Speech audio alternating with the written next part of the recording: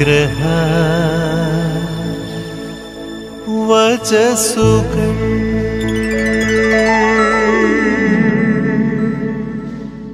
ഈശോ മിശിഹായിൽ സ്നേഹിക്കപ്പെട്ടവരെ, ഇന്ന് പെസഹ തിരുനാളിൽ നാം അനുസ്മരിക്കുകയും ആചരിക്കുകയും ആഘോഷിക്കുകയും ചെയ്യുക നമ്മുടെ കർത്താവ് ഈശോ മിശിഹായുടെ പാദശാളനവും പരിശുദ്ധ കുർബാനയുടെ സ്ഥാപനവും പൗരോഹിത്യത്തിൻ്റെ സ്ഥാപനവുമാണ്.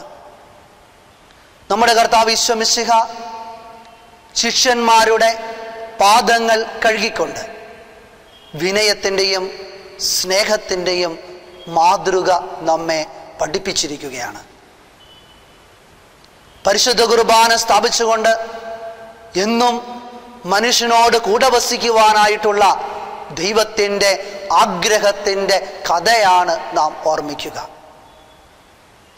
പഴയ നിയമ ജനതയെ സംബന്ധിച്ച് പെസഹ തിരുനാൾ ഈജിപ്തിൻ്റെ അടിമത്തം നൽകിയ ദുരന്തത്തിൻ്റെയും വേദനയുടെയും കഷ്ടപ്പാടിൻ്റെയും കടന്നുപോകലായിരുന്നു. പുതിയ നിയമത്തിലേക്ക് കടന്നു വരുമ്പോൾ മനുഷ്യകുലത്തിൻ്റെ പാപങ്ങൾ സ്വന്തം കുരിശിൽ വഹിച്ചുകൊണ്ട് കാൽവരി മലയിലേക്ക് ഈശോനാഥൻ കടന്നു പോകുന്നതിൻ്റെ ഓർമ്മയാണ് നാം അനുസ്മരിക്കുകയും ആചരിക്കുകയും ചെയ്യുക. പെസഹ തിരുനാളിൽ ഒന്നാമതായി നാം അനുസ്മരിക്കുക നമ്മുടെ കർത്താവ് ഈശോ മിശിഹ വിനീതനായി നടത്തിയ പാദശാളനമാണ്. പാലസ്തീന പൊടി നിറഞ്ഞ സ്ഥലമാണ്. പാലസ്തീനയിൽ പൊടി നിറഞ്ഞ വഴിയിലൂടെ നടന്നു നീങ്ങുമ്പോൾ കാലുകളിൽ പൊടി പറ്റും. അതുകൊണ്ട് പാലസ്തീന ഭവനങ്ങളിൽ വീടിൻ്റെ മുമ്പിൽ കാല് കഴുകുവാനായിട്ട് ഒരു പാത്രത്തിൽ വെള്ളം വയ്ക്കുന്ന പാരമ്പര്യമുണ്ടായിരുന്നു. ഒരു വീട്ടിലേക്ക് കടന്നു വരുന്ന വ്യക്തി സ്വന്തം പാദങ്ങൾ കഴുകിയതിനു ശേഷമാണ് ഭവനത്തിലേക്ക് പ്രവേശിക്കുക. സമൂഹത്തിൽ പ്രധാനപ്പെട്ട വ്യക്തിയാണെങ്കിൽ, പ്രധാനപ്പെട്ട അതിഥിയാണെങ്കിൽ കുടുംബനാഥൻ കടന്നു ചെന്ന് പാദങ്ങൾ കഴുകുവാനായി വെള്ളം ഒഴിച്ചു കൊടുക്കും. നമ്മുടെ കർത്താവ് ഈശോ മിശിഹ വിനീതനായി ഒരടിമയെ പോലെ ശിഷ്യന്മാരുടെ പാദങ്ങൾ കഴുകി സ്നേഹത്തിൻ്റെയും വിനയത്തിൻ്റെയും മാതൃക നമ്മെ പഠിപ്പിക്കുമ്പോൾ ഇന്ന് എന്നോടും നിങ്ങളോടും ഈശോ പറയുക, നിന്റെ ജീവിതത്തിൽ എന്നും സ്നേഹത്തിൻ്റെയും വിനയത്തിൻ്റെയും മാതൃകയുണ്ടായിരിക്കണം. നിന്റെ കുടുംബ ജീവിതത്തിൽ, വ്യക്തി ജീവിതത്തിൽ നീ എളിമയുടെ തലങ്ങളിലേക്ക് നീ കടന്നു വരണം. അതാണ് പെസഹ തിരുനാൾ. രണ്ടാമതായി പെസഹ തിരുനാൾ നമ്മെ ഓർമ്മിപ്പിക്കുക പരിശുദ്ധ കുർബാനയുടെ സ്ഥാപനമാണ്. വിശുദ്ധ പൗലോസ്ലീഹ റോമാക്കാർക്ക് എഴുതിയ ലേഖനം 12-ാം അധ്യായം 1-ാം തിരുവചനം, സഹോദരരെ, ദൈവത്തിൻ്റെ കാരുണ്യം അനുസ്മരിച്ചുകൊണ്ട് ഞാൻ നിങ്ങളോട് അപേക്ഷിക്കുന്നു, നിങ്ങളുടെ ശരീരങ്ങളെ വിശുദ്ധിയും ദൈവത്തിന് പ്രീതികരവുമായ സജീവ ബലിയായി സമർപ്പിക്കുവിൻ. ഇതായിരിക്കണം നിങ്ങളുടെ യഥാർത്ഥമായ ആരാധന. പൗലോസ്ലീഹ ഓർമ്മപ്പെടുത്തുക, നിന്റെ ജീവിതം, നിന്റെ ശരീരം വിശുദ്ധമായിരിക്കണം. നിന്റെ ചിന്തകൾ, നിന്റെ വിചാരധാരകൾ വിശുദ്ധമായിരിക്കണം.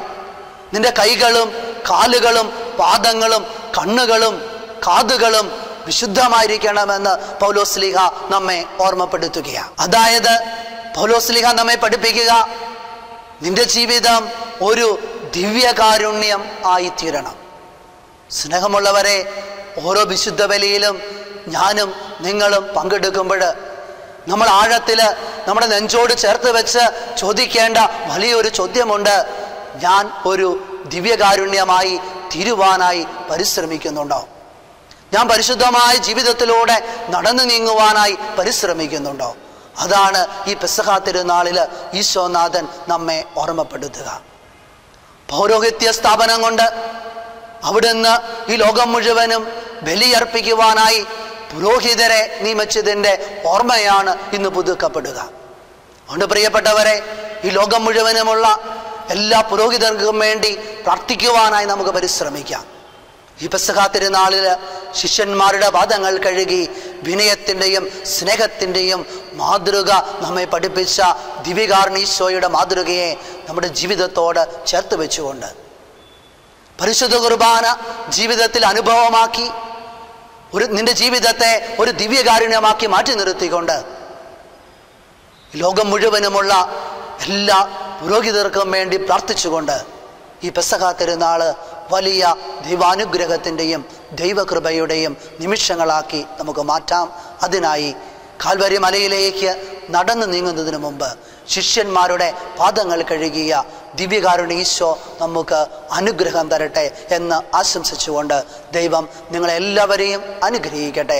എല്ലാവർക്കും പെസഹ തിരുനാളിൻ്റെ മംഗളങ്ങൾ ഏറ്റവും സ്നേഹത്തോടു കൂടി ആശംസിക്കുന്നു. ആമേൻ. അനുഗ്രഹ വചസ്സുകൾ